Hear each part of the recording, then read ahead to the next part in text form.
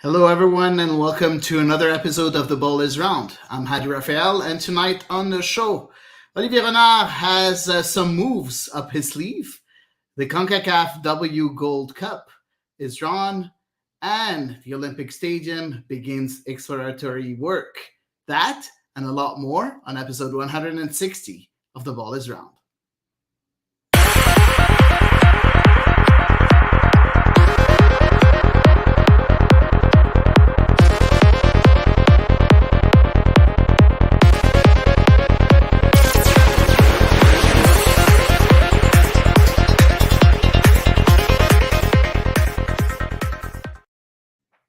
And I'm joined today again by my good friends Eve Powell and Elias Gregoriadis. Hey Eve, how are you today? Oh, combating the Sunday scaries. How are you? I'm fine. Marseille won, so There you I go. can't be more happy than that. Elias, you said you had a good day off when we were talking a bit before the show begins, even if Barcelona drew in Valencia. Yeah, just one day closer to the season being done. So yes, today's a good day. Nice.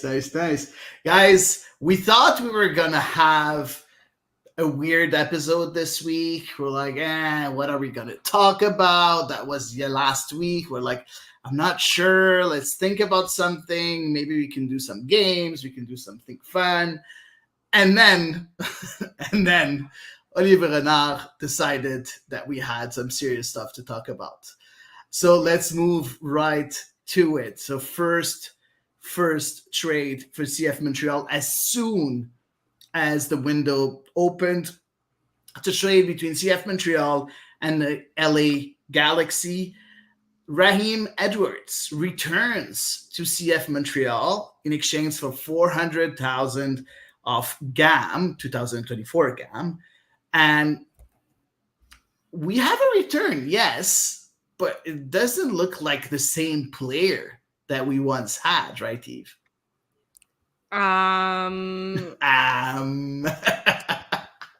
No, definitely, obviously more experience. Raheem Edwards was used in several different positions as well when he played at LA Galaxy, along kind of the left side of the field in that corridor, but primarily as a left back, which we know, of course, we've been pretty desperate for here in Montreal. That being said, it is a player who obviously had a pretty quick career with Montreal the first time around under Remy Garde. Excuse me. So I don't know, honestly. He's 28 years old now, so I'm questioning a little bit, I guess, how much he could have developed in his time, at other clubs, because he also played for Chicago and for LAFC before moving back to the Galaxy. So I'm curious as to how much he could have developed, I guess, in the interim, having kind of shuffled around so many different places. Elias, do you have an answer for Eve? I do, but I'll let you answer her. Look, he turned into right. It's a very similar profile to Ari Laster, but someone who has spent a lot more time working in a defensive position. That's the first thing that I thought of. Which is good because, look, at the end of the day, the biggest problem with Ari Laster was his work on the defensive side of the ball and the fact that he got caught out a lot. So if you have someone that has a similar profile, but with, who's a bit more adept at defending, and maybe someone that Ari Laster can kind of learn off of, then look, I mean, it adds pace, it adds familiarity with the club and the city as well. So I think that all in all, that's a spot that needed to be filled, and he did. Yeah, and you know what? We always said that we needed someone on that left flank. Now we have someone, a Canadian international, which is not like we're not going to use an international slot.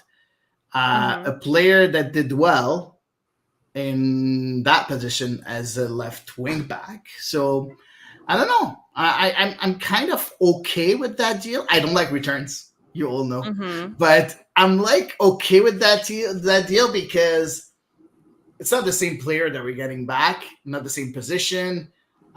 He used to be very underwhelming under Rémi Garde.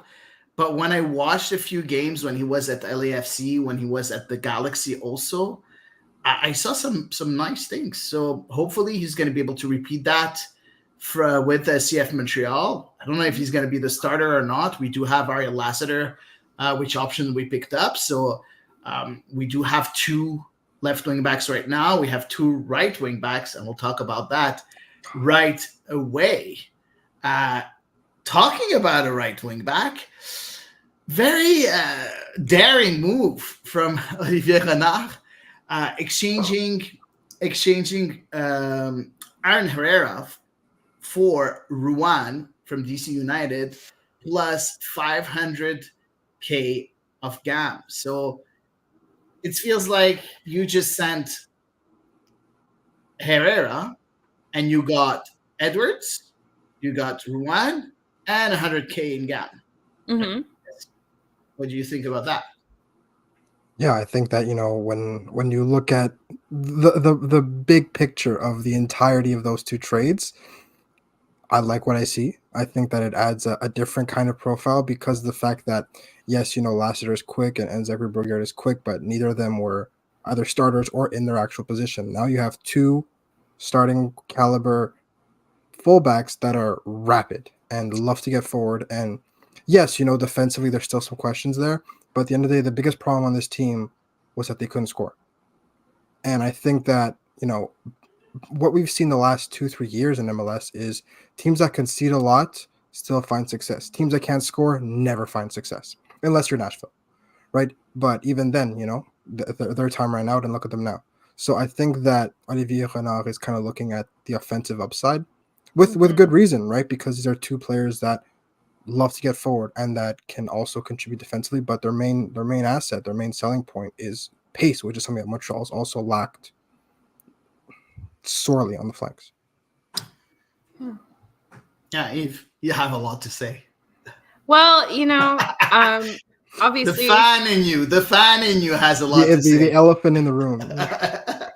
Well, no, I'm going to start. I think, I think we kind of have to question maybe how happy Aaron Herrera was at Montreal. Unfortunately, he did miss a lot of last season due to injury, particularly kind of in that home stretch, unfortunately. If you look at it on paper, I think it is a very good deal. I'm kind of wondering if maybe he just didn't kind of fit in and mesh as well as perhaps had been expected, because we know he is an extremely high quality right back and right wing back when he is kind of at his best, and whether that's mentally, socially, physically, whatever. That being said, Ruan is a player who has some history with Montreal and with Montreal fans. I think everybody, recalls the very painful 2019 season for Nacho Piatti. And of course, it was a tackle made by Ruan that led to Piatti's kind of injury that plagued him all that season. There are definitely some fans who have not forgotten that at all. And so, pardon? Have you forgotten that, or I'm pretty sure you didn't? I clearly haven't, because I'm talking about it. No, but before you saw things on Twitter, did you remember that Ruan did that to Piatti? Well, to Nacho. Every time. Well, every time Montreal played, first Orlando and then later on DC, I think it would get brought up, no? So it was something being kind of constantly rehashed. True. As is kind of our way a little bit as Montreal fans. And of course, he gets some pretty hearty boos, I think, at the stadium. And even, when DC came up for Leagues Cup last year and they beat Montreal and it was a really dismal, and he got subbed off and he did I think a sarcastic applause or something to that effect. Yeah, I remember. So I'm not going to, I'm not 100%. I don't think he's going to be an instant fan favorite or anything like that. I think there are people who are going to be able to definitely look at it from just a sporting perspective, for sure, and say, okay, this is an athletic, attacking, very forward-minded wingback, and as well, just considering the financial aspects involved in the trade, it's a good trade on paper. But there are people who do have that, emotional tie to, the greatest player to ever don the Montreal shirt. who are going to have trouble, I think, perhaps getting over that, and then perhaps as well getting over some of his other little kind of snubs towards Montreal on other visits here. So it's going to be interesting to see kind of how he gets received and how he learns to endear himself. I mean, Montreal's had players from Toronto before and stuff like that. And, you know, we've learned to love and accept them. So I'm sure that there's a way. Okay, Elias, I'm going to give you two hypothetical trades. I'm not a hypothetical. Oh, no. Yeah, I said Elias. That's why I didn't say you, right? There's two hypothetical trades, and please compare them to Rouen being a CF Montreal player. Okay, Josie Altidore joining CF Montreal, and our good friend, and what's his name? The striker there for Orlando, number 9. What was his name? The husband of Sydney. Oh, Dom Dwyer. Dom Dwyer, sorry, yeah. Dom Dwyer joining CF Montreal. Look, as Montreal sports fans, we always we hold grudges, right? That's one of our biggest things. We hold grudges, but at the end of the day, you know, I hadn't thought about that Rouen tackle in a long time. And it came back up on my timeline the second the trade was announced, right? Or even before that, because there were rumors and there were links. So it wasn't on purpose. And I think he kind of felt that antagonistic attitude from Montreal. And as a competitor, he probably just gave it back to them. Mm-hmm. I don't think he has any proper ill will against Montreal, or else I think that Olivier Renard would have been smart enough to be like, okay, this doesn't matter how good he is. If it's not going to work, it's not going to work, right? Yeah. And I think that competitive edge is probably, if he does win over the Montreal crowd and the Montreal fans, besides performance, I think that edge is definitely going to be what does it. So I think that, you know. Yeah, I think there is a good side to it, or there can be. And, you know. There can be. I think that's the most important phrase. Yeah, there can be. Obviously, it's a fine line to tread. We've had kind of hot-tempered players play for Montreal before, and we've had interesting moments as a result. When they play for us, it's not a problem, right? Exactly. Against us. Usually. Unless they take a red card. Yeah, but sometimes some red cards are like okay, Hady. Good red cards. Okay. You're not at the 92nd minute, right? Okay, Hady's mixing up UFC and MLS, but okay. No, but you didn't play my game, Elias. You didn't do the comparisons. No, I think that this trade is definitely not as bad because of the fact that, right, his main gripe, Montreal's main gripe with him is that tackle, and that tackle was not purpose. Mm-hmm. So, you know, Piatti doesn't lose. All these different things don't happen exactly that way, and Piatti doesn't get hurt. Altidore and Dwyer are entirely different cases. Where this is like notable animosity, right? Yeah.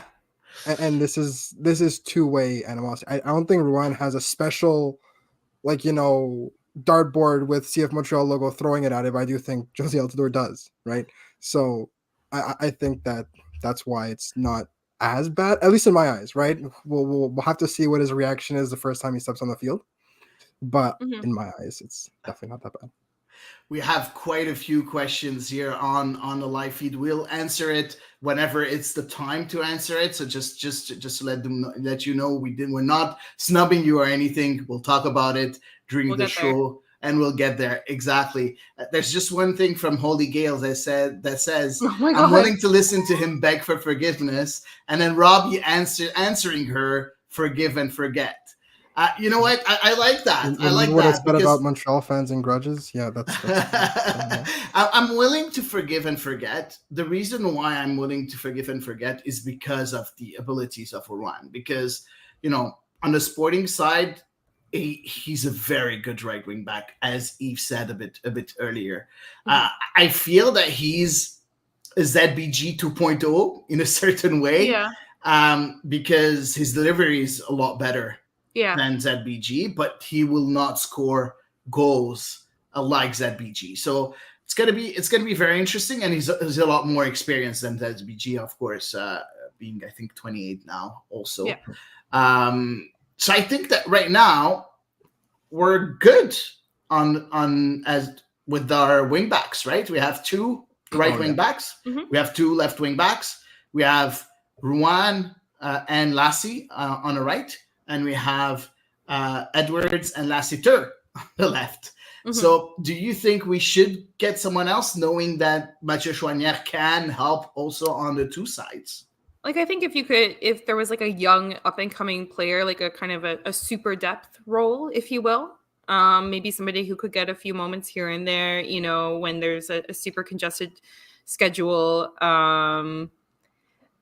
something, and like in Canadian Championship and stuff like that. And we know the schedule is going to be super busy in MLS this coming year, even though I don't think it's out yet, but nonetheless, we know it's coming.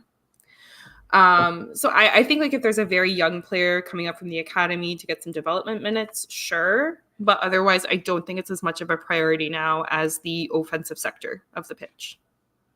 Yeah.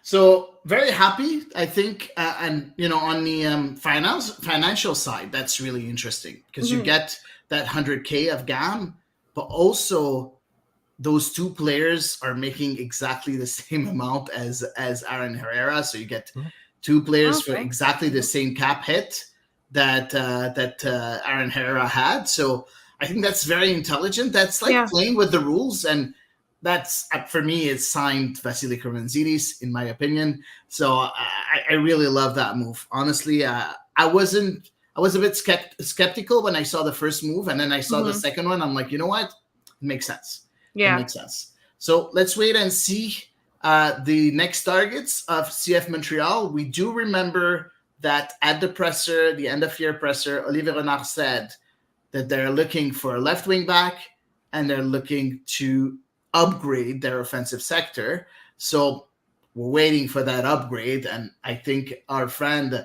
Patrick White said we need a creative offensive midfielder and a number 9. Yep.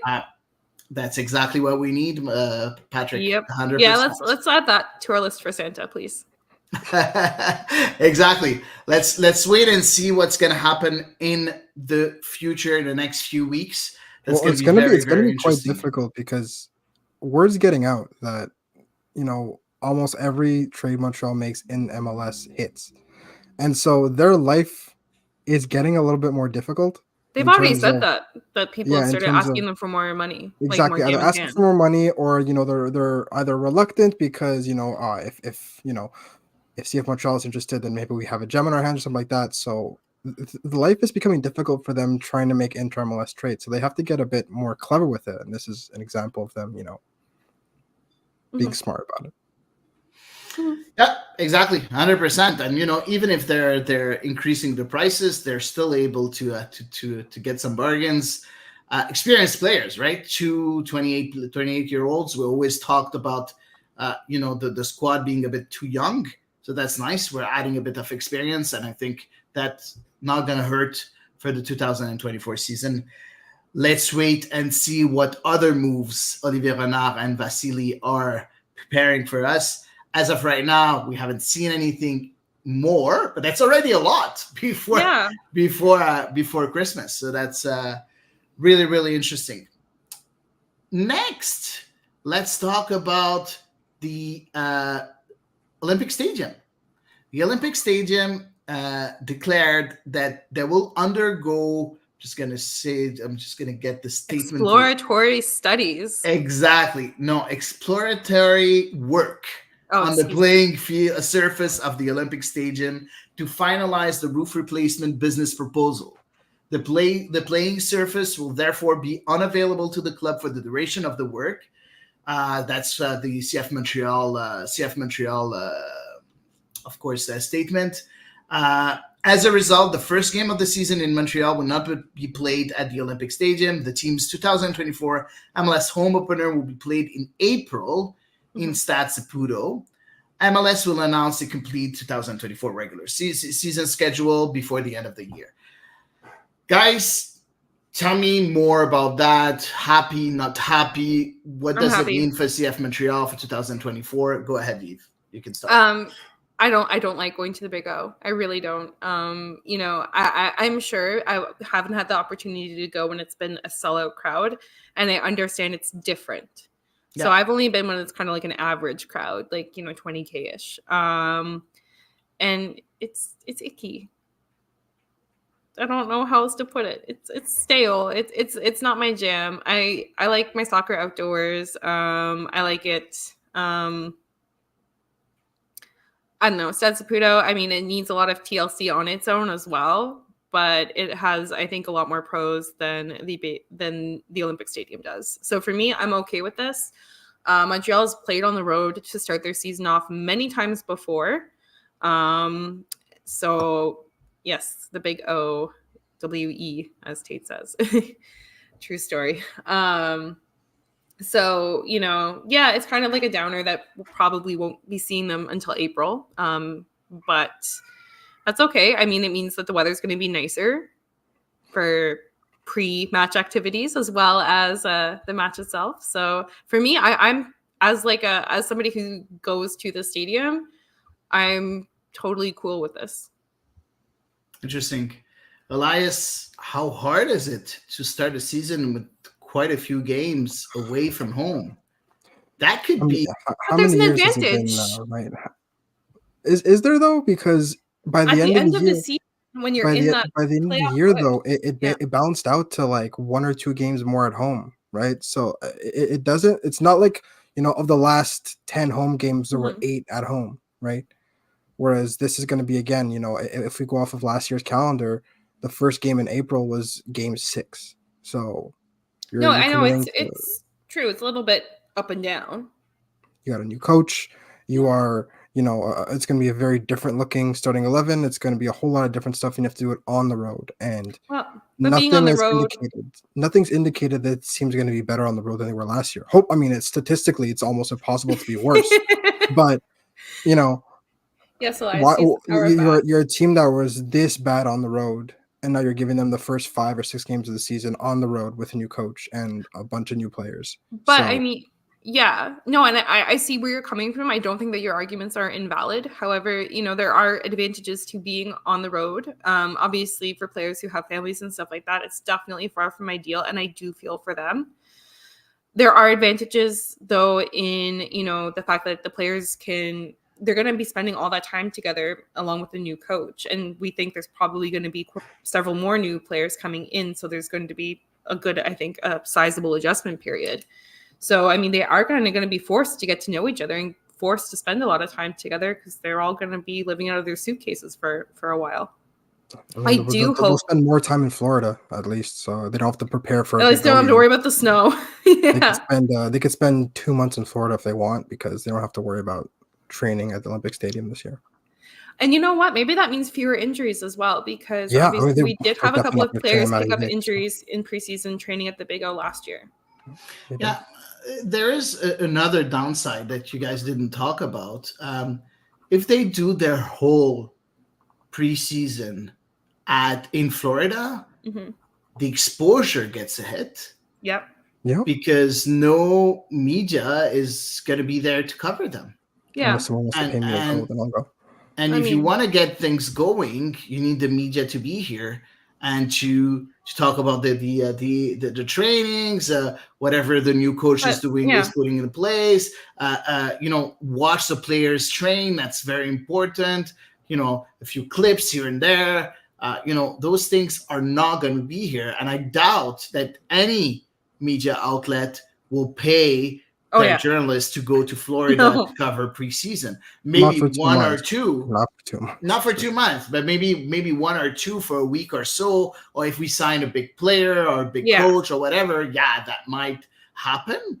But I don't think we're going to see a lot of exposure. Now, I'm just wondering if they will start the preseason in Marie-Victorin like they did at one time. I was going to bring that up to you, Yeah, so that could be also an idea.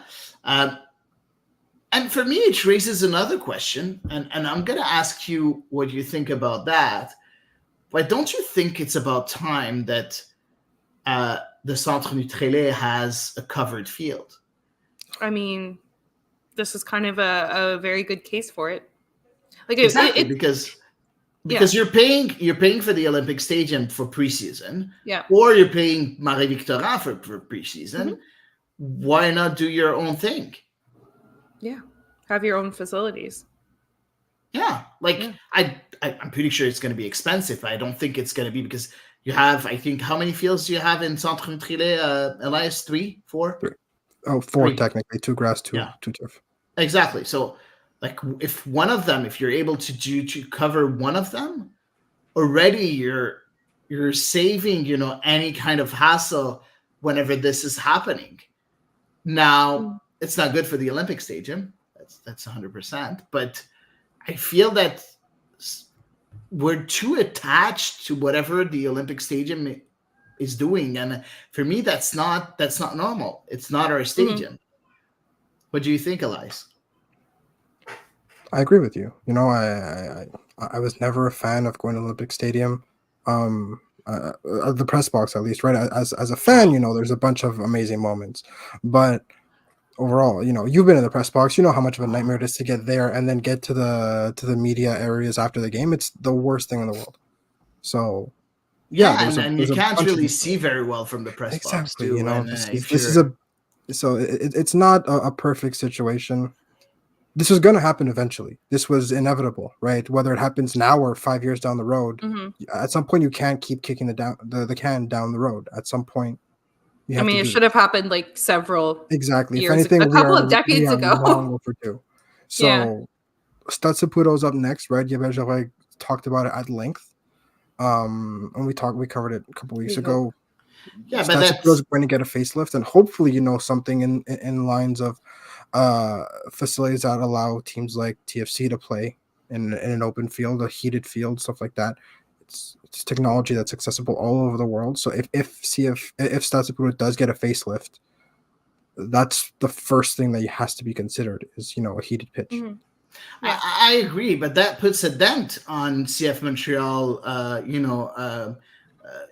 Upgrades at Stade Saputo, because Gabriel Gervais said we can't have the work done at the same time at the Olympic Stadium, so that puts a dent in it. Yep. Yes, but how much of the work at Olympic Stadium is the city of Montreal and the Olympic Stadium, and how much of it is the club compared to work being done at Stade Saputo, which would be the club in the city? Yeah, but I don't know. I don't. Go ahead, Eve. No, I was just saying I like the whole contract thing is just so complicated. Like the contract that their agreement that they have in order to do anything, in order to basically sneeze at Stade Saputo, So I think that's even 3/4 of the battle, is that they have to get the blessing from the higher powers of, not just the city of Montreal and whoever else grants like work permits and stuff like that, but also, of course, the owners of the Olympic property. So I don't know. For me, it's just like, I don't know, the culmination of an incredibly complicated saga that really did not need to be as complicated as it is. Yeah. I don't know. It's going to be weird. I can't wait to see what the club is going to announce, because the preseason is in a few weeks, right? Usually it's the first or the second week of January. I'm pretty sure it's going to be on the 9th. 9th will be Monday. Yeah, I'll be surprised if it's later than the 8th of January. If not the 8th, it's going to be maybe the Tuesday the 9th, because the 8th usually they just do some medical stuff and stuff. Yeah, exactly. So it's pretty soon. The 8th is in 3 weeks, guys.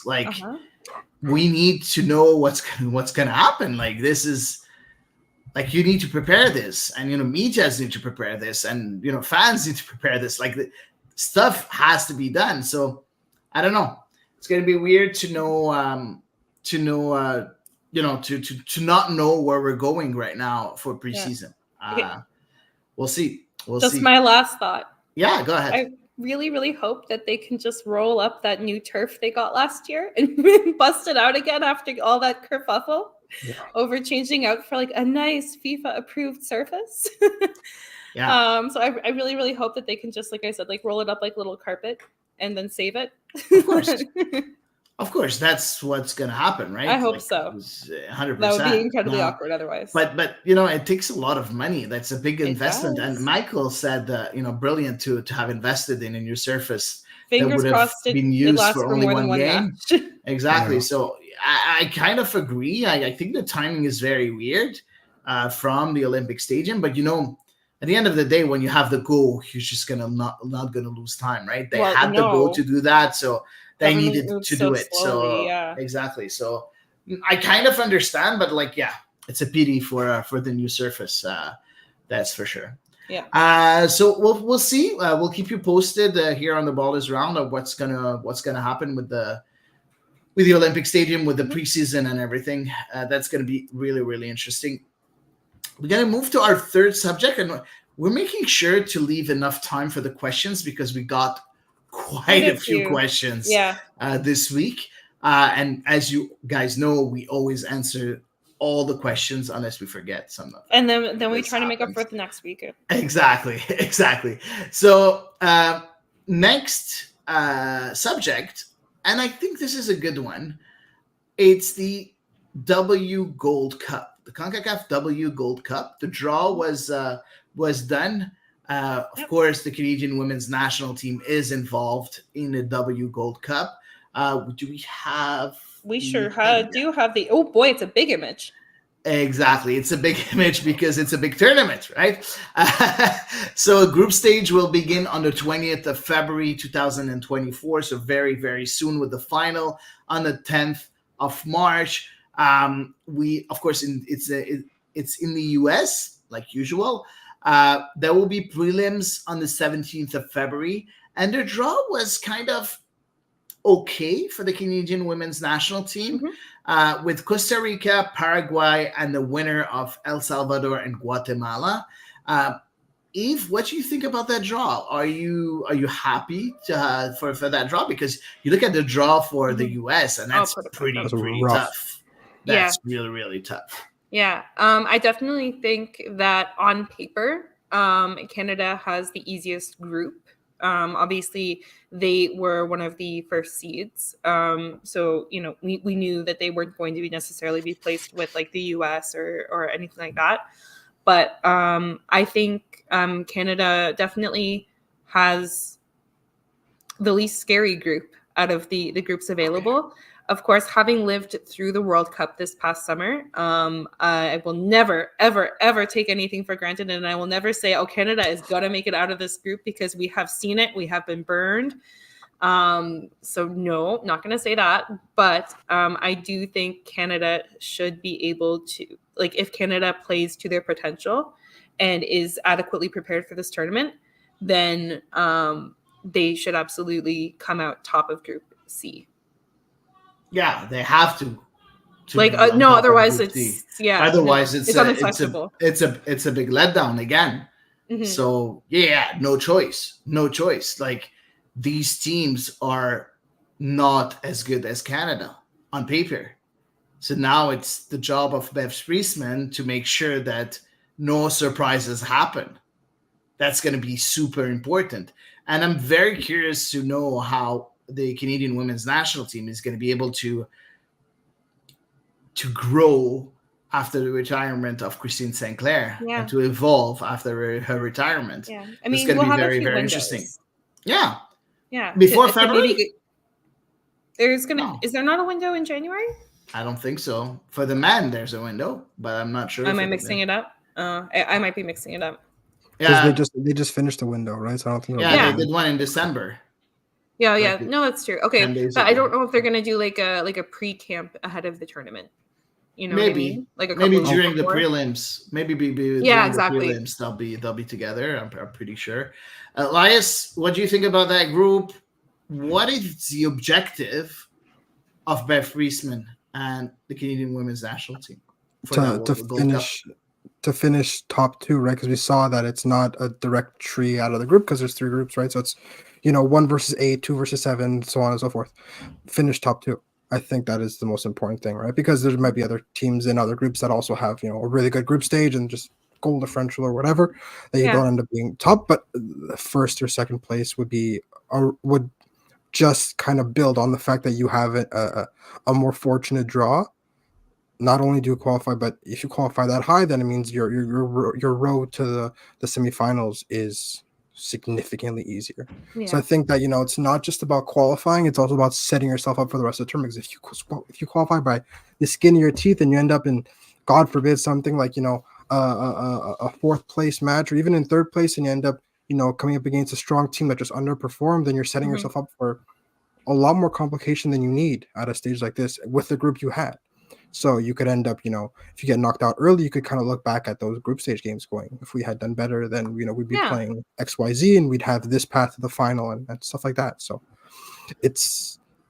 we saw it against Australia where, that 5-0 game against B borderline C team of Australia, but we saw that's how you're supposed to operate when you are outclassing a team, which is what we didn't see at the World Cup. So copy paste, right? You have the blueprint on how to operate against teams that you're going to be dominating. Not follow through. Interesting. Yeah, and we saw also Beth Friesman with her, she has the starting 11 now. Yeah. That's kind of set in a certain way. Yeah. So, and that's interesting. I think it brings some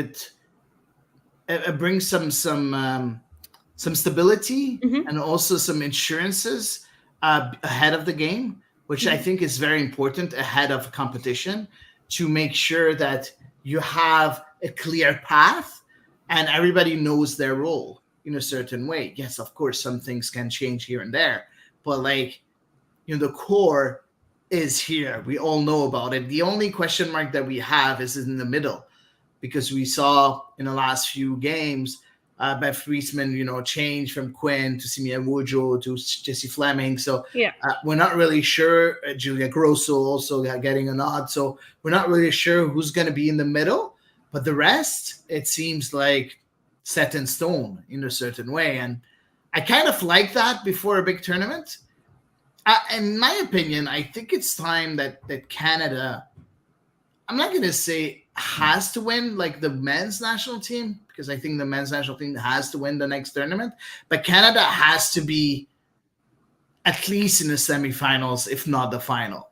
At least. That's the minimum, and anything other than that is a big disappointment. Am I being too harsh, Eve? No, I don't think so. I mean, I think, Canada is kind of a little bit bitten, if you will, by the fact that, the middling investment that Canada Soccer gave to the women's program was just so much better than what other nations were investing in their women's programs back in the day, that Canada was able to kind of set themselves up for success early on, and they established themselves as a powerhouse within CONCACAF and within women's football in general. But then, of course, now we're seeing them starting to get caught up and surpassed by other nations who have placed a greater emphasis now on women's football than they did back in the day. So I think it's really important for Canada to be able to reassert themselves, to say that our women's program, it was historically strong and it is going to be strong, especially in the post Christine Sinclair era, which is obviously a huge time of transition for this team. So 100%, I think this is a great opportunity for them to make a statement. Yeah, let's wait and see, because as you said, Elias, we're going to be able to play, it's the number 1 till the number 8. Everybody, moves to the quarterfinals. So being first is important, but even if you're second in a group, that's not the end of the world. You're able to go through and still play the quarterfinals and go on and on. But of course, if you're seeded, so if you're number 1, of course, you have a better chance of playing, an opponent that's not as good as if you're number 8, for sure. So let's wait and see. Do you like the new format, guys? I don't know. I think we never talked about the format. I think we might have though when you were away. Oh, that's why. Yeah. Okay. Yeah. I like it. Just in case someone is asking. I really like it. I think it's a good thing to have. I think it's cohesive. Yeah, I think so too. And it's better than just throwing teams in the tournament that, for whatever reason just shouldn't be there. Just to say you have the numbers for 4 groups and then it just being, not as serious. It's 3 high quality groups. It's going to be good soccer. Yeah, exactly. Because if you look at the prelims, the only team, in my opinion, that deserves to be in a group stage is Haiti, maybe Guyana, but the rest, I'm not really unhappy if they're not there or anything. I don't think they proved anything on the women's stage. So let's wait and see. Maybe they'll have a chance for sure to prove themselves and to become a bit more relevant in the future. So let's wait and see what's going to happen. It's very soon, right? February. That's in a couple of months, and very, very exciting tournament. So let's move on with we have a question from Matthew.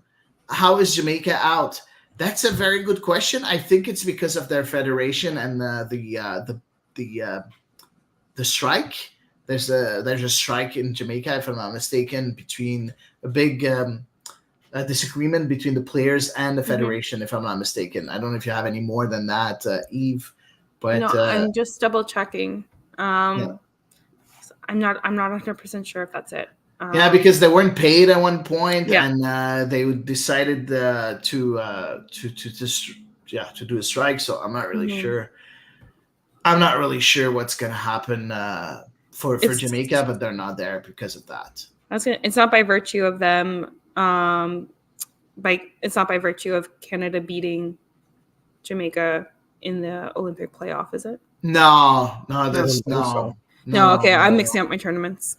No, not at all. Not at all. But yeah, it is sad for Jamaica, Matthew, 100%. And you have so many good players with the Jamaican national team, but unfortunately, these things usually happen, and unfortunately are going to continue to happen. Sad, but you know what? At least Canada is here, so let's try to be happy with whatever we have. Moving on. Let's go with the questions. I think we have about 9 questions, if I'm not mistaken. We have quite a few.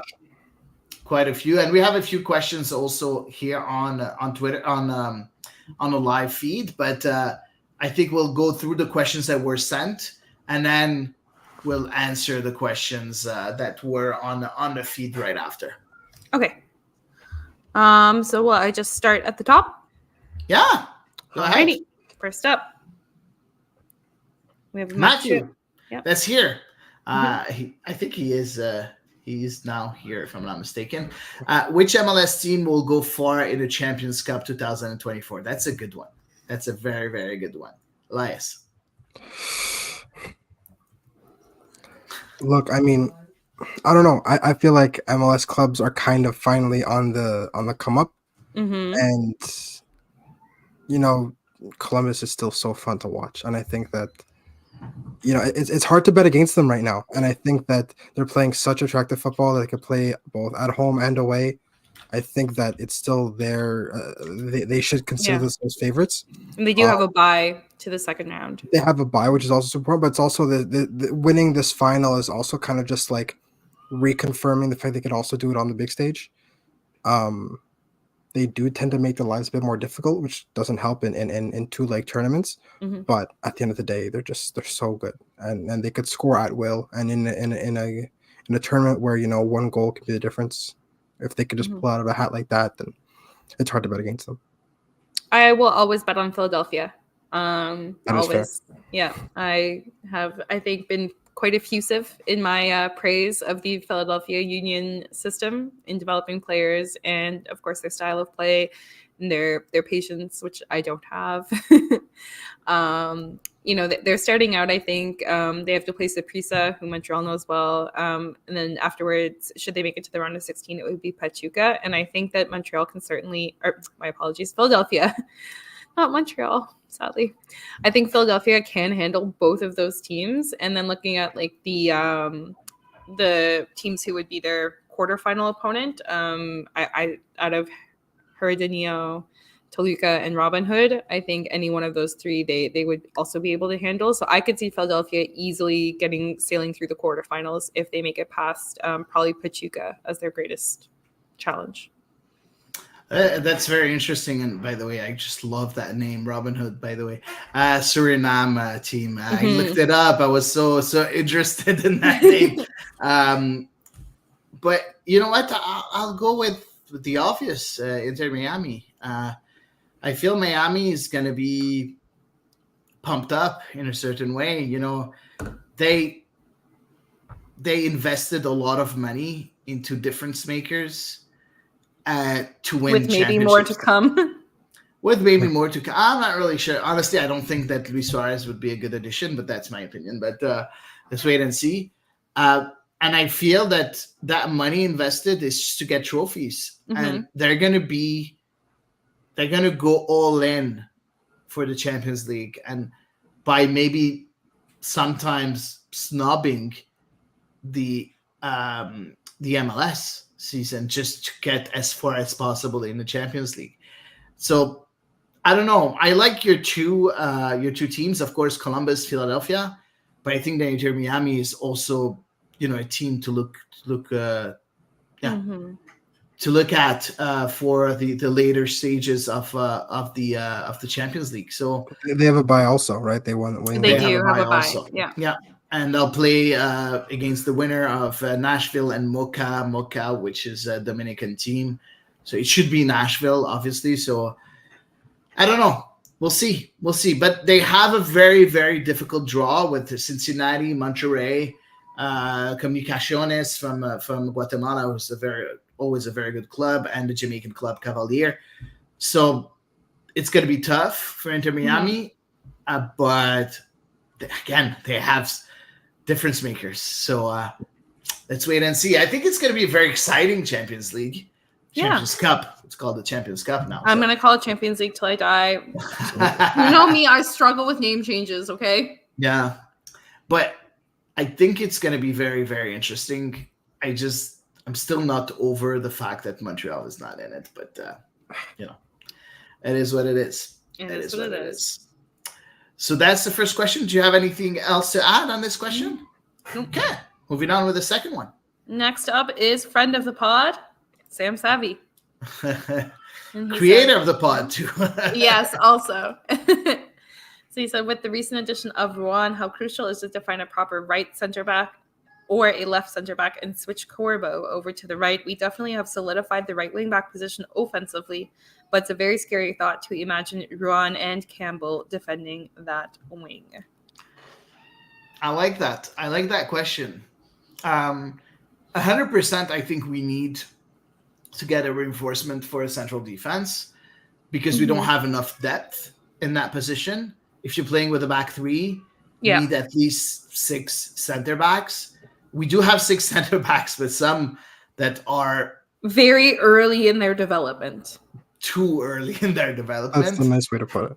Exactly. So I just think diplomacy over here.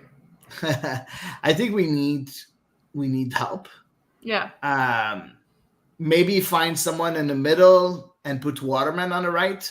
I would like that. He's been so good when he played as a right center back the previous season, 2022. I know that he's been so good in the middle, but we all know that's not his preferred position. Yeah. So maybe we can get someone that can play in the middle of the back three and just put Waterman in that right center back position. I think that would be wise because finding a right center back it's very straight. Yeah, it's a bit. I don't know. I don't want to have a makeshift center back like Aaron Herrera or Alistair Johnston. I don't want that. I think we need a solid right center back. So I don't know. What do you guys think? I think it's going to be harder to find a right center back than the middle of the back three. I mean, it's kind of challenging in general when, you know, without a coach, you don't know if they're planning to play with 4 at the back, 5 at the back, 3 at the back, whatever number you prefer to use there. So I think that's a little bit challenging in and of itself to kind of make that call. Obviously, I think Olivier Renard is forging ahead, obviously, with trades. And it appears that when he's forging ahead with these trades that he seems to be thinking they're going to continue on playing with 3 center backs. And then obviously wing backs as a result. But who knows? Perhaps the new coach is going to come in and say, "Nope, I am a 4 at the back kind of coach, and I will die on that hill." But no, I agree. I agree that I don't think that Campbell and Ruan would be. I'm going to restart my sentence. I think that Montreal would be horrendously exposed on the right-hand side of the pitch if is a tandem of Campbell and Ruan monitoring that right flank. Elias, anything to add? Yeah, I mean, I agree with Eve and everything, right? They'll be exposed. I mean, they can cover a lot of ground, and maybe they can make up for some of it. But at the end of the day, when you're constantly exposed, that you can only cover ground for so much before you need actual stability back there. So I think that, having someone that can competently play the middle is very rare in this league. And so they should focus all their energy on finding a right center back, even finding a left, either side, right? Because having Gabriel Corbo who can switch does give you the kind of versatility to pick whoever you think would fit best and not have to maybe be pigeonholed into specifically, finding a right-footed center back or a left-footed center back or whatever. But at the end of the day, I think they do have to keep looking because, George Campbell could be a very good depth center back, but I don't think he's at the point yet where he's confidently a starter, or at least at the level of Joel Waterman and Gabriel Corbo. Interesting. And guys, I'm going to give you a bit of a scenario. If I'm not mistaken, Rudy Camacho is out of contract. He just he got a new contract with Columbus. I don't know if it's confirmed or not, but no, it's official. I'm pretty sure it's official. Good. I would be willing. I'm looking now for sure, but I'm convinced I saw an official publication. Okay. I'd be surprised if I didn't see it. I didn't see that. So I want to say it's through 2025, if I'm not mistaken. Because he didn't have any it was up this year before. Yeah. Well, and I think that was probably part of his decision-making factor. Maybe it was. Maybe 100%. Okay, good. So let's move on to the next question. Okay, let's get to clicking on the question. Next is from Dr. Foot, who will translate into English. Are you worried about the red flags of the coach candidate Pa Modu Ka? Okay, I'm going to start this one. No, I'm not worried at all about the red flags, because when you're dealing with a young squad, you need to make sure to have a very solid head coach with a lot of convictions. I'm not saying that you have to be militaristic or anything, but you need to make sure that you have someone that's not going to be too accepting with the youth in a certain way. You need to make sure that you have discipline, you instill discipline, and you make sure that the youth are adapting to the professional world. So I'm not really worried about that. We saw also with Wilfried Nancy, and we saw the results. Wilfried Nancy, how many players were in the doghouse with Wilfried Nancy? There was a lot, right? There was a doghouse. Exactly, there was a doghouse. Where's Robbie when he's the one that was always asking questions about the doghouse of Wilfried Nancy? So there is a doghouse. I feel that if you have convictions and if you are tough, you just need to make sure to have results, because that's the only way, the owners, the executives are going to accept you just, raising red flags in a certain way. But no, I'm not worried. I also want to add Pa Modu Ka is a coach that won the CPL. He did. It's a coach that, even with North Texas, even if there was red flags, he took them into the playoffs of the USL. They arrived in the conference semifinals before being eliminated. And it was a team, North Texas, that was completely changed from the previous year. So he had quite a few rookies. And at Pacific or with North Texas, he had to deal with a lot of young players. And I had the privilege to talk to him myself when I was writing for Quebec Soccer at one point. I did an interview with him, and the guy speaks like 7 languages, by the way, just to let you know. And he's so interesting in the way he sees football. And he wants to always develop young players. That's exactly the way he wants to work. So it's a good fit for CF Montreal, in my opinion. And no, I'm not worried about the red flags at all. There wasn't any, major red flags like like the red flags that we saw under Hernan Losada in DC. You didn't have those. You had like some minor ones, and unhappy players. You're always going to have unhappy players. So that's not for me. That's not a concern. Okay, and just on this topic, Hady, just to answer your question, he speaks French. He speaks Matthew French. asked the question, does he speak French? Okay, yes. He's Gambian. He's Gambian, and yes, they speak French there. When I did the interview, I didn't do it in French because he said that his French is a bit rusty, but he does speak French, so he's able to. He answered a couple of questions in French, like he started, and he's like, you know what, let's switch to English again. But yeah, he speaks French. No worries there. And again, a very, very, very nice guy. Don't forget that he had a big career also in MLS, played with Vancouver, Portland, Dallas, I think. No, he didn't play with Dallas, I don't think. Not Dallas, so Portland. I don't know. Yeah, Portland. So very interesting player he was, and a very interesting head coach right now. And also he has MLS experience in a staff because he's the assistant head coach of Charlotte right now. So, he doesn't need the law to adapt. He's already there. So I don't know. I like that. Yeah, I think probably the issue is we're coming off of a coach who did not have the best relationships with players. And so I feel like it's kind of like the pendulum might swing really hard in the other direction because, like you said, of course, having results to back up your managerial style is going to do a lot of good, which Hernan Losada didn't have. But I also feel like, when it comes to wanting to attract players, wanting to keep the players who you already have under contract happy, especially some of your higher profile players, as we saw last season. So I kind of wonder if maybe like more than it would have if, maybe it was just results-based, purely unequivocally results-based. If red flags along the man management style are going to appear a little more bright red because we're coming off a coach who didn't have that as a forte. But you had that also under Nancy, so, Yeah, I just think it wasn't quite as flagrant. I might be wrong. I wasn't in their locker room. I might be wrong. Elias, what do you think?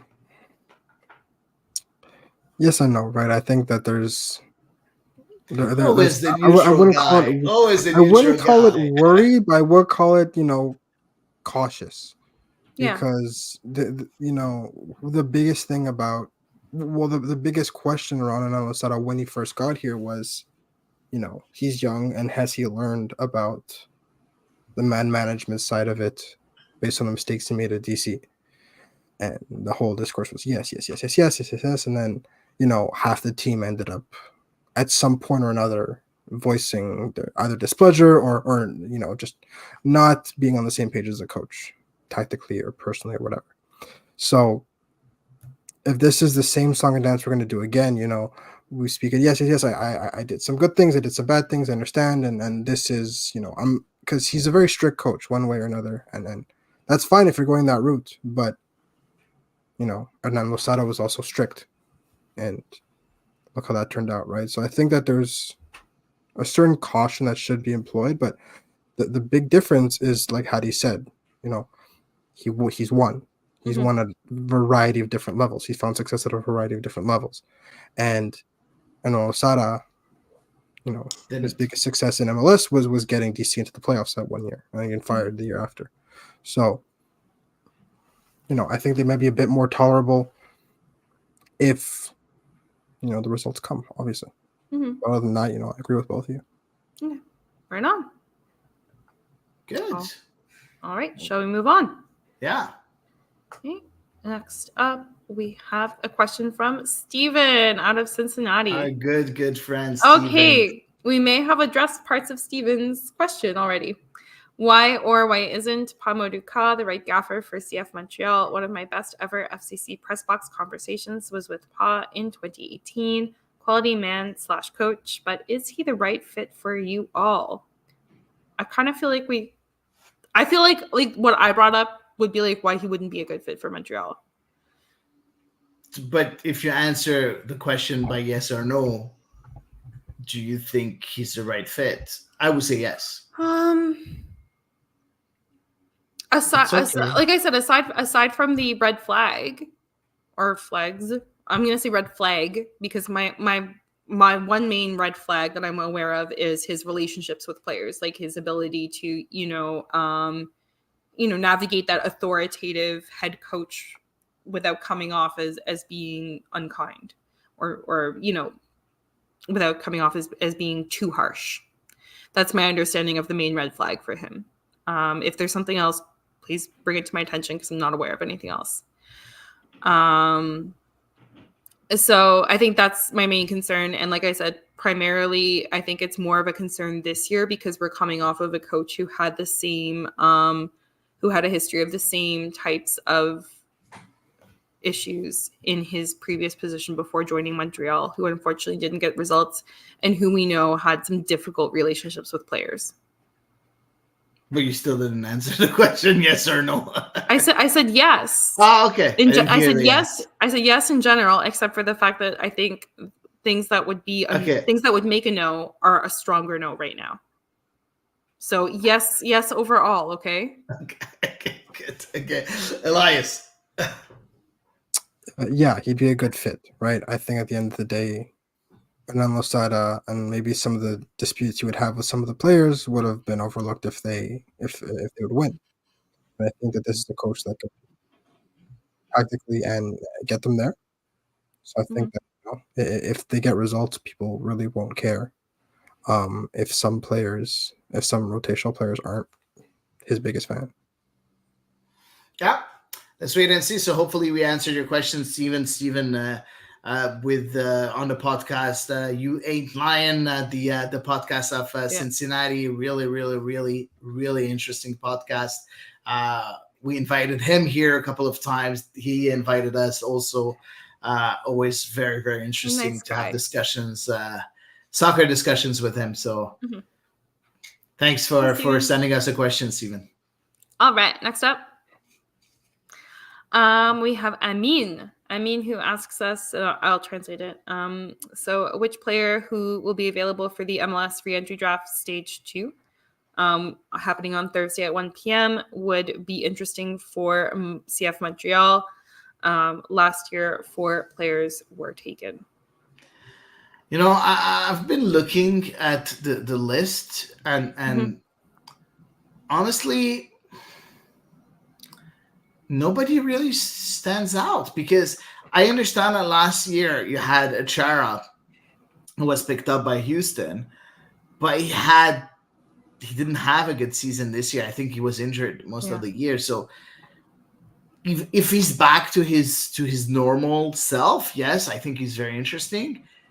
But yeah, I've been looking at the names. There are some that could be useful, like Brendan Hines Ike. Okay, maybe Ike. I don't know how to pronounce it. But Ike, I think. So from DC United, you have players maybe like Sega Koulibaly from LA Galaxy, but nothing that really stands out where I say, you know what, I need him. Yeah, I think the most interesting players on the re-entry draft list are defenders, and I think for Montreal, especially with the trades that they've made in the past week, aside from the fact that we feel like we do need one more kind of starting caliber central defender, which I don't see in that list. I kind of think that's the problem, is that like players say in a different year who I would look at for Montreal based on Montreal's roster right now. I don't really see like there being a huge added benefit to them them coming. Like Heinzike was somebody who had kind of crossed my mind.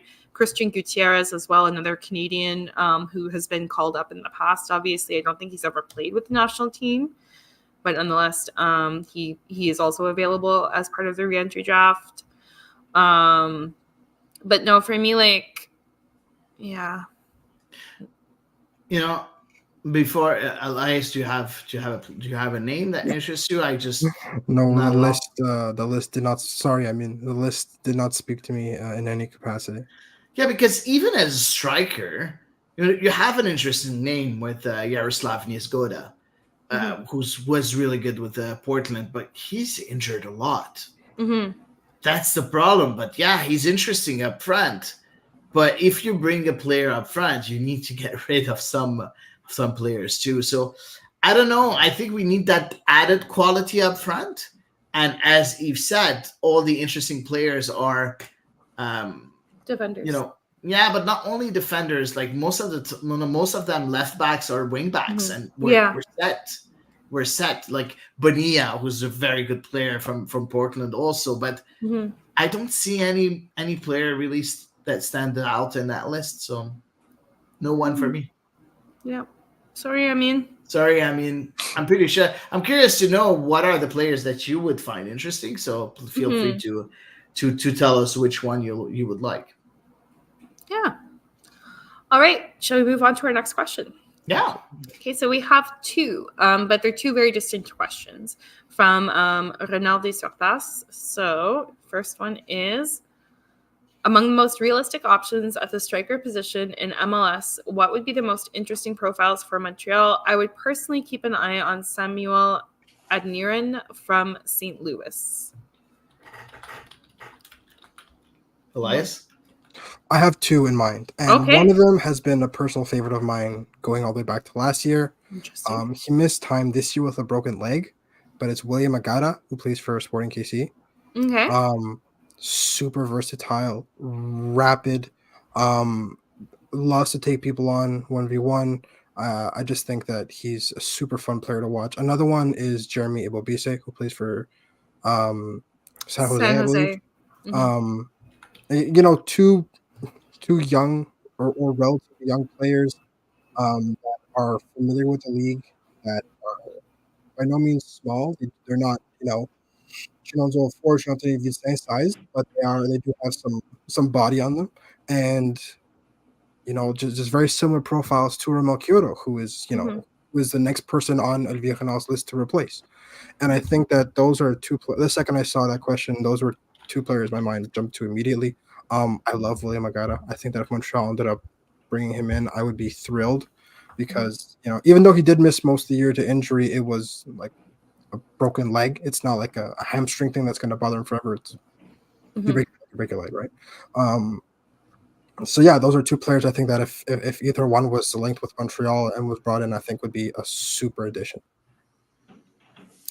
Eve? Very interesting case. I'm still reflecting. Hady, do you want to go first?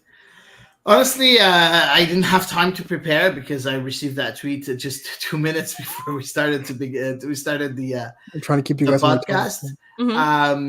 I like all the options that you gave, and Adeniran is very, very interesting. He's had a very interesting season with St. Louis. Not a starter, but I think 7 goals in 14 games or something like that. So very good goal scoring record. Honestly, there's one player that just came to my mind, but he's going to be very expensive, and it's Hebert from New York City FC. Yeah. Oof, if we're going expensive. Well, then he's not going to be that expensive anymore, right? Because don't forget that he missed the whole season at one point because of an injury. Last year, he wasn't used that much. Didn't he move to Seattle? Am I not wrong? He moved to Seattle? I'm like 99% sure. Really? Yeah, you're right. He moved to Seattle. Sorry, yeah. It's okay. So that's the kind of player that I would have. He's 32 now, a veteran. That's the kind of player that I think would be a good fit for CF Montreal with all the youngsters that we have. Not going to be very expensive because I think he moved to Seattle for 350K, so not that much. So yeah, but his salary is a bit high, of course. So we'll see. If we're splashing cash, then my pick would be Julian Carranza.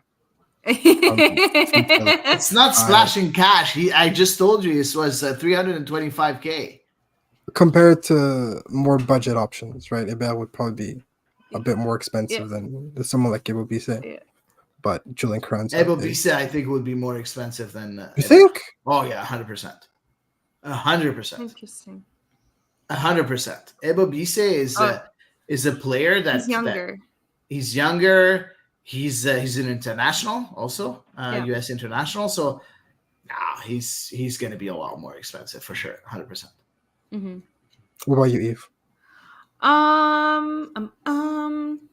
I think a player who always comes to my mind, and I'm not even sure why, because I don't watch the Western Conference that much, is Corey Baird. I think he has an interesting profile. I've brought him up before. The numbers are not like astronomical for him. I think he had 8 goals last season in 23 appearances, which, well, let's face it, that's still better than what Montreal got from most of their strikers, if we're doing like a goals per game ratio here. But I think I think he's versatile. He's obviously a domestic player, so we wouldn't have to worry about international spots and things like that. He's kind of been around the league, seen a lot. He's got a good height on him, a good jump. I think he can score kind of like from a variety of situations, which Montreal needs, and especially if we're going to be getting more effective delivery into the box from wingbacks this year.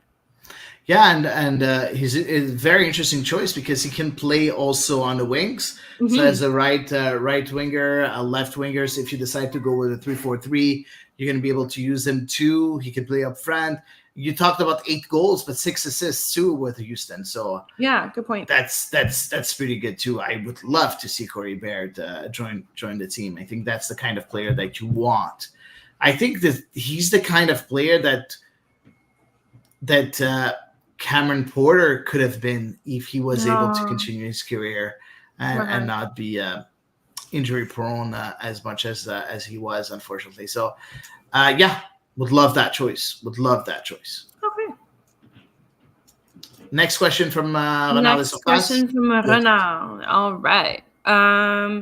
With MLS withdrawing from the U.S. Open Cup, how much will this hurt the development of soccer in North America? All because of the Leagues Cup, a glorified friendly tournament that destroys the momentum of the regular season and which would have had almost no appeal without Messi.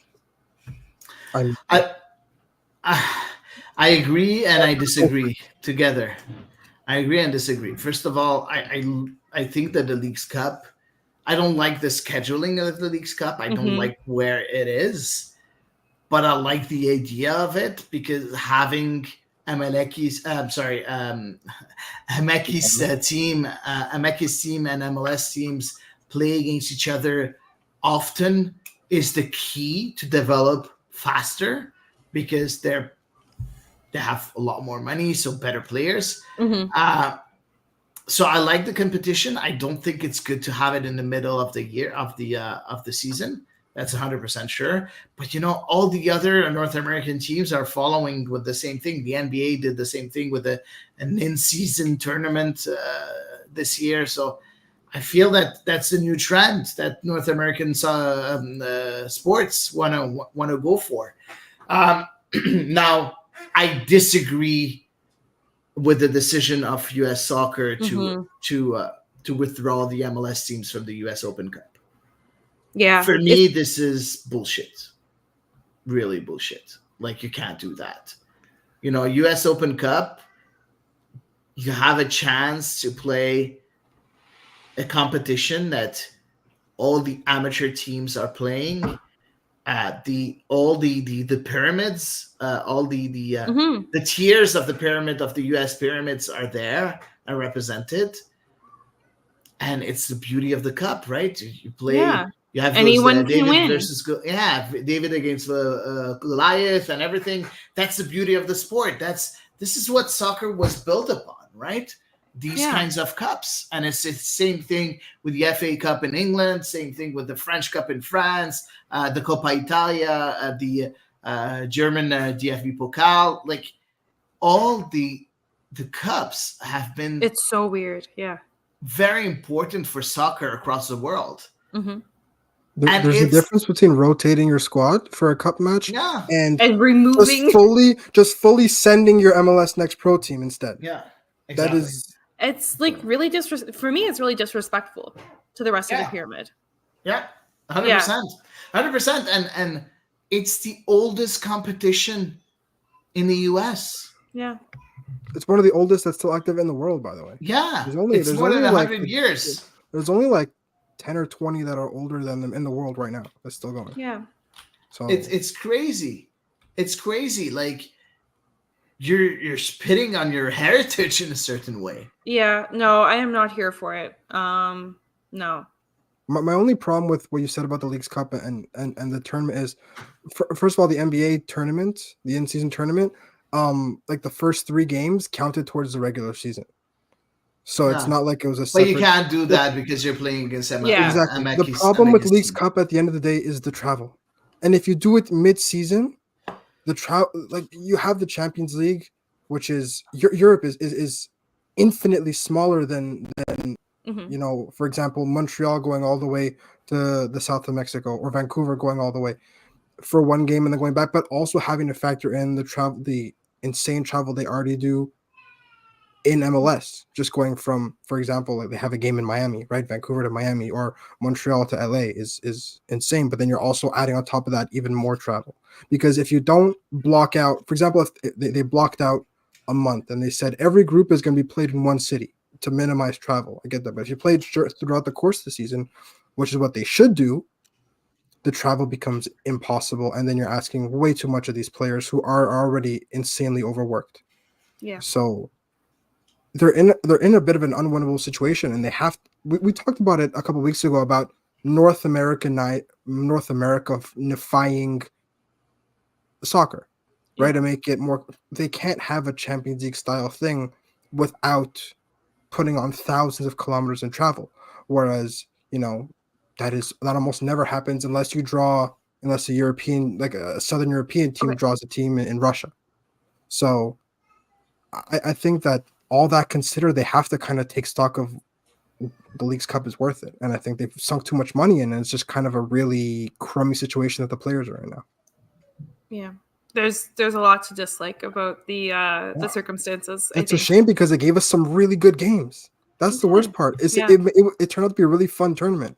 Yeah, but the sustainability of it has to be called into question, and just the overall quality of life that these players are having with the travel has to be taken into consideration. If players start getting hurt, then forget it. Yeah, 100% agree. All right, shall we move on? Yeah, go ahead. Okay, next up we have Emil. What do we wish you for the new year, and what announcements are you expecting from Project 8? What would the league look like in December of 2024 to be able to start play in 2025 as expected? Too many questions. Too many questions. So first of all, what do you wish us for in 2024? I don't know. Like, I think he meant us as the ball is round, right? Oh, a coach. I'm like something a controversial coach, so just that's like the norm. Like circumstances where I have to pull my pessimistic head out of my arse. No, but honestly, just health, man. Health. You know, let us stay healthy and continue that pod, because we're doing it out of passion and we love doing it, and we love interacting with you people and everyone that's here. We always interact with you. That's the only thing. I think health. I don't know if you have anything else to add on that part of the question, but because passion is always going to be here. So if you have health, we're going to stay here. So exactly. Good. Now, Matthew said successful year for the national teams, which is for sure, for sure. Please. Exactly. Please, for the love of God. Yeah, that's going to be very important for us. The rest of the questions, so there's Project 8. Project 8. Thank you. Please, a team in Quebec. Oh my God, please. You have to. There's too many Like, amazing women's soccer players. But I'm sorry.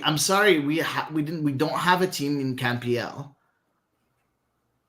And I'm afraid that we're not going to have a team in Project 8.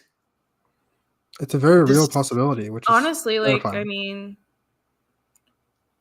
like we just saw can't believe the it. CF Montreal's Women Academy team go to a national showcase and tear it up. Yeah. And you're telling them that there's no local path to continue. Like, no, you can't. It's not acceptable. No, it's no, for me that's beyond necessary. Obviously, by this time, I'm sure this time next year we'll know who the 8 teams are going to be. We have 3 already, of course. But yeah, I think it's imperative. I mean, the number of stellar women's national team players and just women's soccer players in general who have come from Quebec, to me, it merits that they have the opportunity to start their career here or finish their career or play through their career, whatever they want, in their homeland.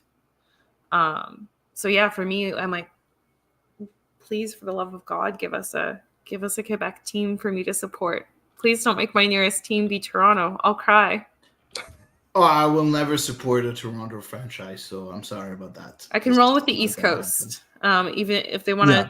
I would be really surprised to see one out in the Maritimes, just because Maritimes, we're coming, we're getting there, but you gotta be patient.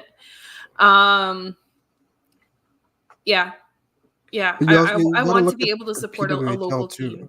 Because you got to look at the PWHL too, because look, team aesthetics notwithstanding, they kind of set the blueprint on how to. Right, the majority of tickets are already sold out. I think Verdun is already sold out. Like, Toronto is completely sold out. I think Montreal is completely sold out. Right, so very clearly there is interest, and they set up this league incredibly quickly. Now, for better or for worse, I don't love the jerseys or the looks, but in terms of building the infrastructure for your league, they did an incredible job in such a short amount of time. Yeah. So, Project 8 does have that momentum that they're going to have to try and build off of, which is really nice to see. But at the end of the day, you need a Quebec team, please. It's a no-brainer. Quebec is such a hotbed for soccer that. Yep, I'm going to add that to our list for Santa, along with a coach, absolutely, an offensive midfielder, a number 9, a women's Project 8 team in Quebec. Okay, we have 4 items for and Santa. A partridge and a pear tree. No. I don't want to overburden the man. Oh, sorry. No partridges. Just soccer. Good. All right. So I think we answered Emil's question. I think so. Because we can't wait to see what's going to happen. I'm pretty sure we're going to see Christine Sinclair join the project in a way. I don't think as a player. I'll be very surprised if she joins as a player, but she's going to be an ambassador for that project for sure. So let's wait and see what's going to happen. Do you have any more questions from? Not from like the past. Okay, so we have a few comments and questions that were received during the live feed. So first of all, from Patrick, my choice would be Laurent Courtois. We already know he will have the team play the style that management wants. Laurent Courtois is the manager of the Columbus Crew 2 that won the MLS Next Pro last year. This year they reached the final, but lost. But what do you guys think?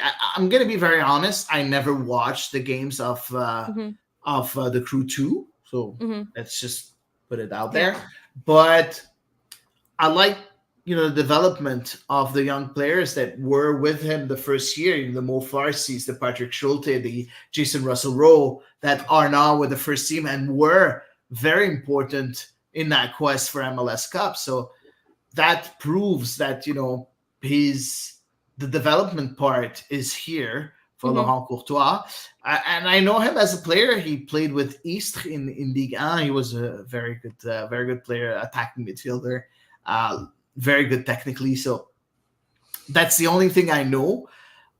if we look at the results, he's 1-2, a bit like Pamadouka. So I like that. Now, is he able to perform under pressure? Because he's never had a job with pressure, in my opinion, and he's going to have a lot of pressure in Montreal.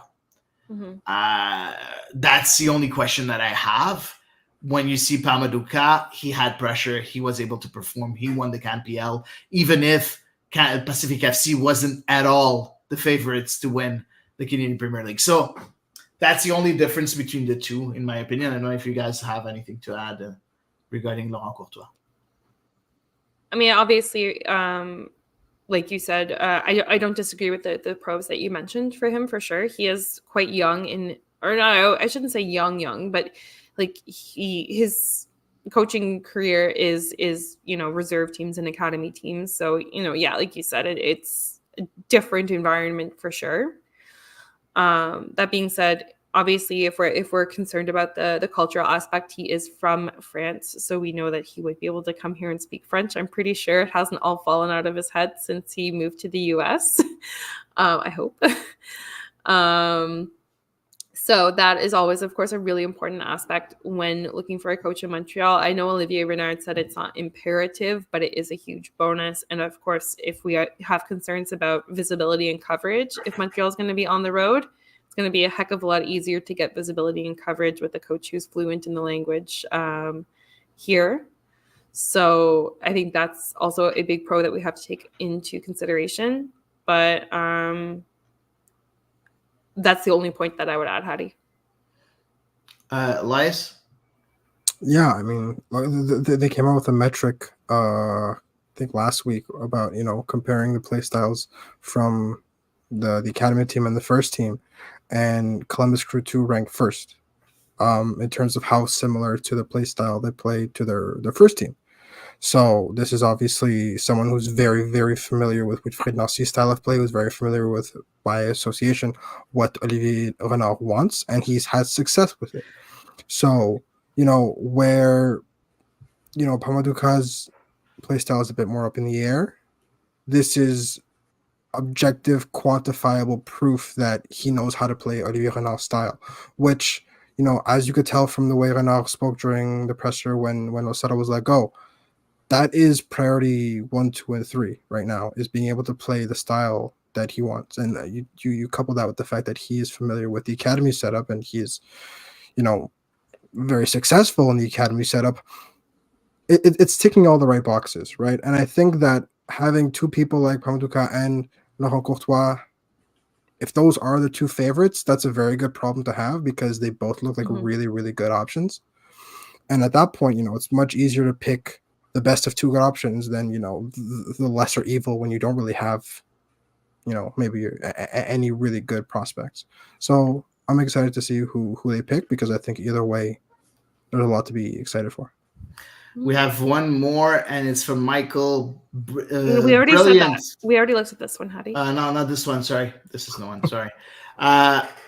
We signed some experienced players. That's good. But who are we going to sell to pay for the renovations of the Stade Saputo? I think that's a bit ironic and sharp from Michael.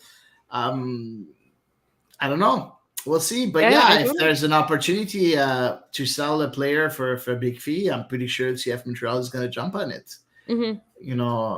Nathan Saliba, if he has a very good year again with CF Montreal and he improves, he could be someone that could have a look at. Clubs could have a look at. You have so many players, Anthony Vilsan, those players that are nice and that did some nice things, can still develop and be sold right after. But young Alvarez thinks he's going to be here for a very short time. Really? You feel? Yeah, he said it. He said it like in like his one moment of speaking to the press a little bit. I think he said he was going to be here like max 2 years. Yeah, I don't know. We'll see. Next question is from Matthew. If Leagues Cup is doing well, will MLS withdraw from the Champions Cup? No, because then you get in trouble with CONCACAF. That's different. Well, and FIFA, because there's the Club World Cup. Yeah, then they'll get in trouble in that way, and I don't think that they're gonna Yeah, I think that saw would too rock many people too many just yet. boats. Yeah. And last question again from Matthew. How many years Nancy will stay in Columbus? Courtois could wait his turn. I don't think so. I think that he needs to take, his chance whenever he gets one. Agree. That's my opinion. Because Agree. Yeah, waiting I around don't is. think Nancy will be around for more than a year or two. But I don't think so. I think he's gonna move to Europe pretty soon. that's I probably the wouldn't best be argument surprised. that Columbus could give to convince Courtois to stay is, I wouldn't be Nancy. surprised. I wouldn't be surprised to see Nancy move now to Europe. So We talked about we'll this see. last week. Yeah. Yeah, exactly. We did miss a question, Hady. Oh, go ahead. From Hervé, who said, with the rumor Yeah, of. but we're gonna answer it later. My bad. Sorry. Okay. That's sorry, Hervé. We're gonna get to your question. We're gonna get to your question later. So my apologies. Perfect. So this is it for the questions. Hervé will answer yours in a few seconds because we had it also in our social media. So Elias, the floor is all yours for the social media.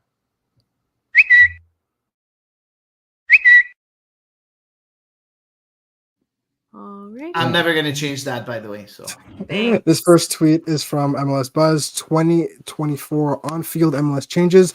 VR decisions will be announced in the stadiums by the referees, just like in the NFL, also the NHL and NBA, every North American league now. Yeah.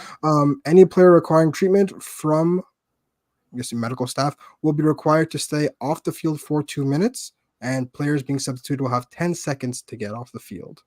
What do you guys think about these changes? For, against, necessary, unnecessary? I like the first one. I like the third one. I don't like the second one. I mean, obviously, like, they're not going to drag a guy with a head injury, or like we saw yesterday in the EPL, God forbid, cardiac arrest. Like, they're not going to drag somebody off the pitch. No, the rule says safe, without injury. I think we've had a lot of debate about, whether players are being adequately assessed for their fitness to return to the pitch, with those really, really quick and hasty periods where they're just trying to get back in as soon as the ref will wave them back on. So from a player safety perspective, I think maybe it could improve things in that regard. And especially as calendars become more and more and more and more condensed. I can see a benefit to that for the rule of having to remain off the pitch. And I'm very much pro get your butt off in 10 seconds. Yeah. Well, they already had that rule last year in MLS. It exists, but it's like not enforced. 9 or 99.97 whatever % of substitutions happened in under 10 seconds. So it's not really that much of a change. It's just they're putting it in writing now. Hady, why don't you like change number 2? Because it's gonna push some players to ignore some of their injuries to stay on the pitch and to not, penalize their teams. And for me, that's going to be very dangerous. We know how competitive the players are. So snobbing an injury that could be difficult, could be dangerous, is really not something that you want to do, because they're going to stop injuries just to not be out of the picture for 2 minutes. 2 minutes is a long time. It's a lot. It is. So I don't know. For me, that's a bit too much. The one thing I will say is that I read further, and it's like, if, say, 2 players from opposing teams, like, for example, say they knock heads together, they both have to stay out for the same amount of time, if I'm not mistaken. Yeah. Like, so even if one is kind of ready worried to go because back, like, what if you just get treatment for like 10 minutes and then the other player is their best player and they just Yeah. I feel like there's I feel like there's a loophole there, and people are going to start getting a little bit nasty with it. But no, hopefully it doesn't come to that. I think, like with all new rule implementations, it's probably going to be a little bit messy next year. Love it. Yeah. All right. Shall we? Next tweet. Yes. Yeah. This is from Monsieur Capitaine Patrice Bernier. On the move, Rubens Pashis is heading to MLS. His performances in the CPL have been noticed. Announcement coming soon. U21 Player of the Year nominee. And I'll be paying attention to his continued growth on a new stage because he is from the academy. Now, it has been noted that Nashville are currently front runners to sign him. another as Hervé skiff, pointed out. as Hervé pointed out, right? Another academy product that kind of slipped through the cracks. Different from Mo Farsi because Mo Farsi was never actually in the academy, but another Quebecois. really solid CPL product that kind of just in one way or another slipped through Montreal's fingers. What do you make of this and the retention powers or maybe the retention selection of the academy? And at the same time, we'll answer Hervé Langevin's question with the rumor of women's fascists joining Nashville. Is Montreal missing out like they did with Mo Farsi? So go ahead, Eve. I mean, obviously he left the academy and he's played 2 seasons with Forge, if I'm not mistaken. Yeah. So, you know, there was some growing time, I think, probably between when he left the academy and then obviously now getting a probable MLS deal. So for me, I find this to be a little bit of a different scenario because it's not so much that he was overlooked. It's perhaps that he was considered not ready. Now he's had some time in CPL. He's played it in huge matches in CPL. He's played in, Champions League matches with Forge, for heaven's sake, and he's won trophies. So he's gone through some maturing and some development that have brought him probably to the next level as a player who is now ready for MLS. And if Montreal unfortunately wasn't willing to invest that time in allowing him to develop, whether it was by going out on loan and keeping him with the team, whatever, then it's Montreal's loss. But we can't say in this case that he was necessarily overlooked because he was with the academy, and it was just when his time came, they made the decision basically not to invest further in his development. And power to him for going out, absolutely coming into his own with Forge and now segueing those performances into an MLS deal. We've had him on the podcast a couple of times. Yep. So I'm super thrilled to see him getting an MLS deal, whether it's with Nashville or with any other team in MLS. I'll be very happy too. But yeah, for me, it's a missed opportunity for CF Montreal. It's as simple as that. I think that sometimes we have to give a bit of time for some players to develop. I don't know how. I don't know when. I don't know how it could be done. But yeah, it would be very unfortunate. I'll be very happy for Ruben Spashis if he goes to Nashville and be top scorer for Nashville. That's for sure. But at the same time, I'll be very disappointed for CF Montreal. The same way I am for Morse Farsi. Even if he wasn't with the academy, he's someone that really wanted to be to play for CF Montreal, and the club snubbed him. And look where he is right now. So, yeah, I think it's a good move for Ruben Spashis, but I think it's unfortunate for CF Montreal. Indeed. Yeah. All right. Next tweet. Yeah. Next tweet. This is from Stephen Goff. FIFA announces a 32-team Club World Cup in 2025 in the USA, which will run from June 15th to July 13th. It's a month long. 4 teams from CONCACAF based on Champions League Cup winners in the past: Monterrey, Seattle, Leon, and TBD 24. What do you guys make of this? It's a much bigger competition. Oh my God. Do you like what you see? Do you think that it's unnecessary? Bit of both? Go ahead, Eve. It's just weird to bring out teams that won trophies multiple years ago.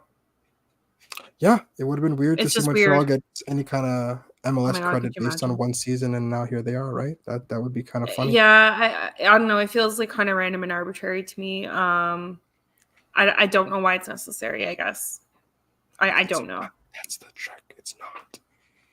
Honestly, I would have chosen maybe the winner of the MLS Cup, the winner of the Liga MX, the winner of the Canadian Championship, and the winner of the last Champions Cup. But you can't go winner of the Canadian Championship and then not go winner of the US Open. But you're choosing for the winner of the MLS Cup. It's just that we don't have I don't know. It's weird. FIFA... You decide to have a joint league with 2 countries, you have to give credit to both national competitions, I find. Okay. I think FIFA just pulls things out of a hat. But so you would go with with the U.S. Open I'm Cup saying and the Canadian if Championship? if you pick Canadian Championship, you have to take the team that wins the Open Cup because you can't. Okay, so you don't take the MLS Cup then? No, I think you But take the MLS Cup and you don't take either Cup champion. And I'm just going to come out here and say, I think that you're neglecting all the other nations that have cups and tournaments, and like even like little groups of nations that have them. So then watch out, because then you're going to get into. No, but because you're choosing the CONCACAF Champions Cup winner. Mm-hmm. But Also, then you qualify for a CONCACAF Champions Cup by winning MLS Cup. So like, why would you get to go to 2 tournaments? What? No. The thing is, you need to choose 4 teams, right? Yes. So for me, the most logical to not have to qualify teams that have won like in 2021 would be to choose the winner of the 3 big championships in the CONCACAF, plus the winner of the best league of the Champions Cup. Right? Okay. I suppose. What makes I just don't think 32 teams is competition. necessary. I think 32 teams Okay, is a but problem. that's not the question. That wasn't the question. My The question question is There was a the question? 4 teams. Right. Yeah, the 4 teams Oh yeah. that are qualified from the CONCACAF. Like, Yeah. instead of choosing the champions of 2021, 2019, 2020, like this is. I think stupid. my answer is it's stupid to have 32 teams. Okay. Period.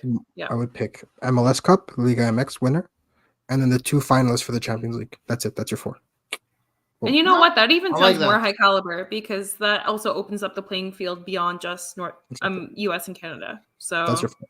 I can get on board with Elias' suggestion if they're forcing me to pick 32 teams. Which They are, because it's already Gun done. to your head. Set in stone. I know. Stupid FIFA. Like, Oh, God, Okay. they exhaust me. Okay. Next up. Next up, yes. This is from Canada Soccer Daily. Jesse Fleming and Steve Eustachio are Canada Soccer's 2023 Players of the Year, 3rd year in a row for Fleming. Eustachio is the first player for the men's national team since 2017 to win it that is not named Alphonso Davies or Jonathan David. What do you make of their 2 years? Who do you think, or who would you like to see step up and compete for that next year? I think both richly deserved this year.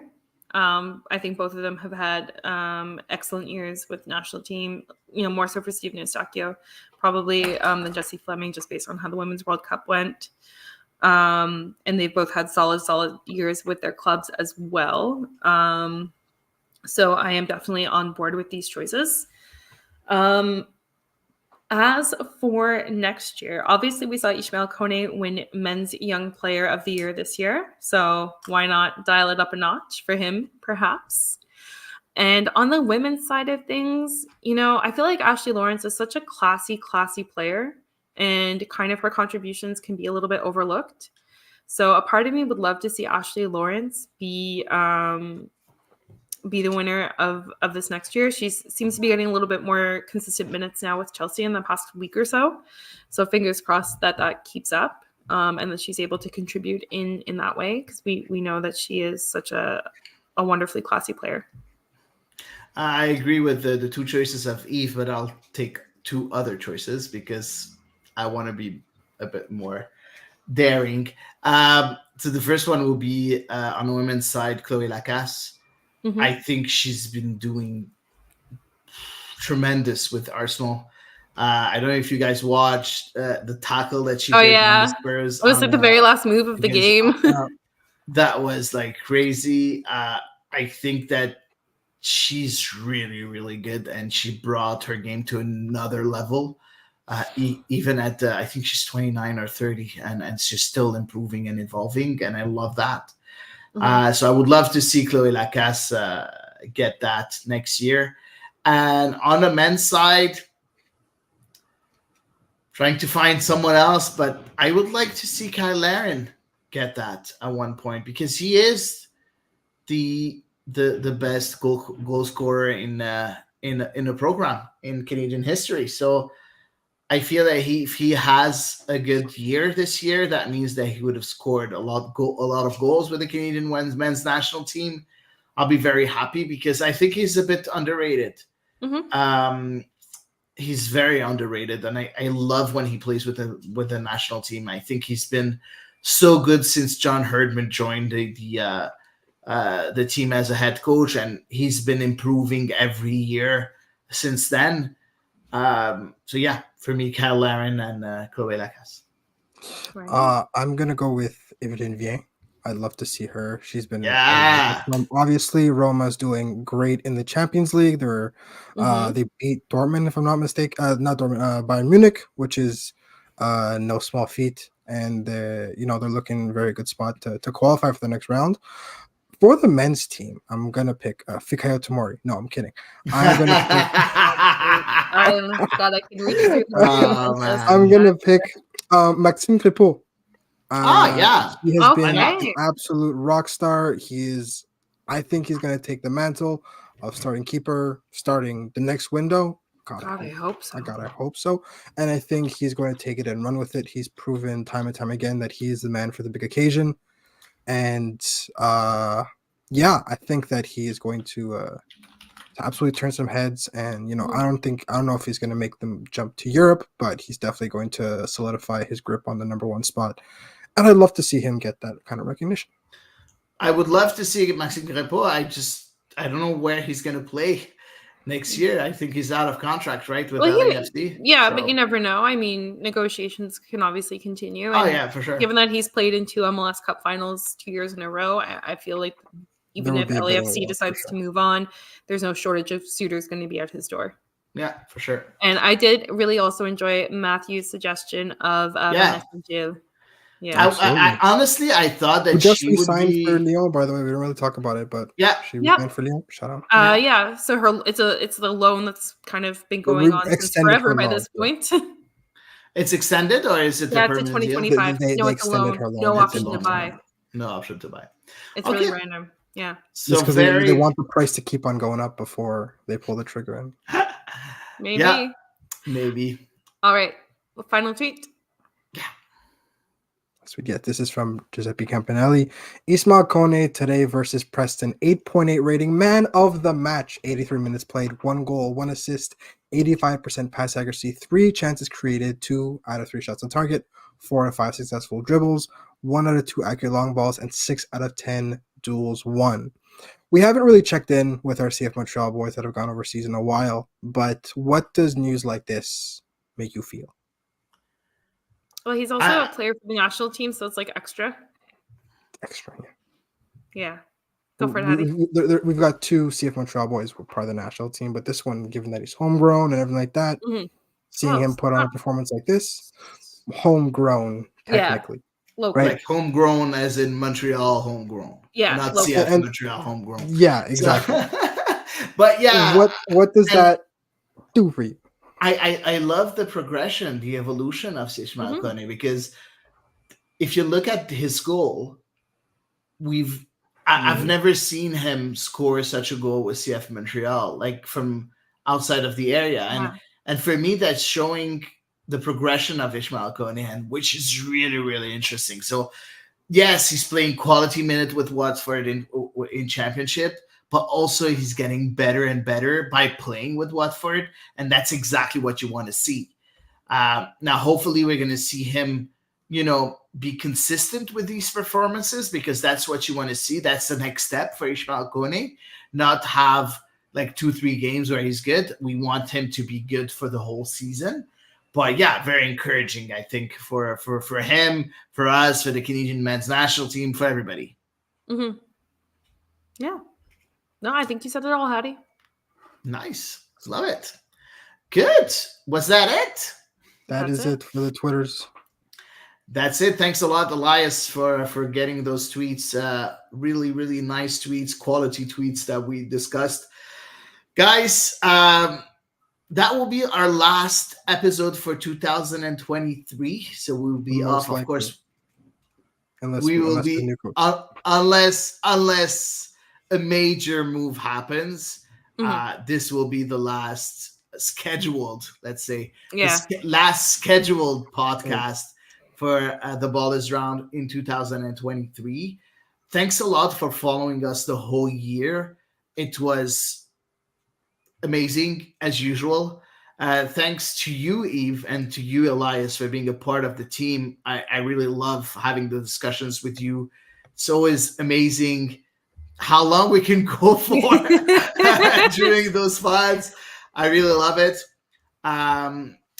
Thanks, of course, to all the listeners, guys. Without you, we're nothing. It's as simple as that. Your interactions, it's always very interesting. So please keep on coming, keep on being here in the future. We love doing this. We do it out of passion. And of course, if you want to help us grow the product, you all know the drill. We have a Patreon page. You can become our Patreon and help us grow the content and become better and better. That's it, everyone. Thanks a lot. Merry Christmas, Happy New Year, and see you in 2024 for the next episode 161 of The Ball is Round.